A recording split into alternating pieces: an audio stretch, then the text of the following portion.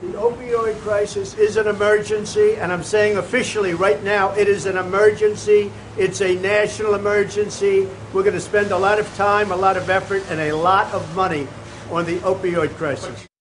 President Trump today officially declaring the opioid crisis, as you heard, a national emergency. He called it, quote, a serious problem, the likes of which we have never had. Tonight, local experts are applauding the president's decision. Ralph Iannotti is live with that part of the story. Ralph, good evening to you.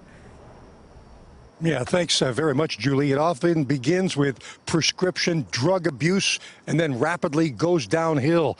Very few of us have not been affected either directly or indirectly by the current drug epidemic. But with the president today weighing in on this situation, there's hope now that maybe people will finally grasp the seriousness of the dark shadow that this has cast across the country.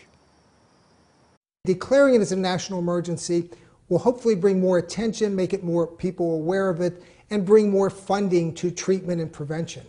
When it comes to addiction and the most effective ways to treat drug and alcohol problems, Dr. Neil Capretto is an expert with impeccable credentials. He's been at Gateway Rehab for nearly 3 decades and serves as the treatment center's longtime medical director. And the problem is disproportionately even higher in Western Pennsylvania than in most parts of the country. So we are being hit harder. So putting this national attention on it by the president, I hope will help Western Pennsylvania resources.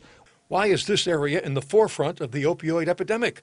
One reason Dr. Capretto and other experts agree involves, at least in part, the demographics of the area and its older population. I think a lot of it had to do with the rise of prescription medicines. We have overprescribing of opioids from physicians who still require education in regards to appropriate opioid prescribing, when it should be prescribed, more importantly, when it shouldn't be prescribed. And then we have a large amount of the community out there who have already developed opioid use disorders, addiction, if you will, that are underserved and undertreated. Dr. Jack Cabezi, the director of pain medicine for the Allegheny Health Network, doesn't know if the country is really prepared for what may be ahead. We have not yet seen it peak. I think it's going to get worse before it gets better. Back at Gateway Rehab, Dr. Capretto says there's no way law enforcement alone can be expected to solve the opioid crisis. We cannot arrest our way out of the problem.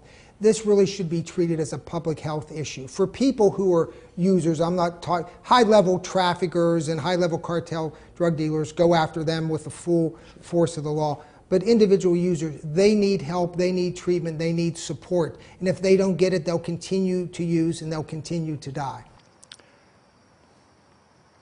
Now, across the nation, it's estimated more than 100 people die every single day from drug overdoses. That's well over 50,000 people a year. That's more deaths than America experienced during the entire Vietnam War.